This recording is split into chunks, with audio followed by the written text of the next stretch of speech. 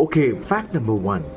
మోషే చనిపోయేటప్పటికి ఆయన వయసు 120 సంవత్సరాలు. ద్వితీయోపదేశకాండం 34:7 మనం చూడొచ్చు. Fact number 2.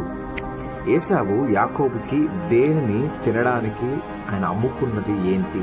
ఆయన జ్యేష్ఠత్వాన్ని ఆయన అమ్మేసుకున్నాడు. ఆదికాండం 29-34 మనం చూడొచ్చు. Fact number 3.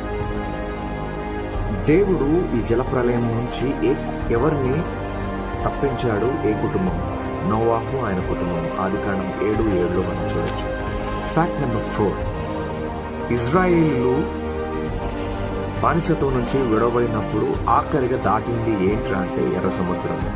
నిర్గమాకాండం 14:13 మనం చూడొచ్చు. Fact number 5.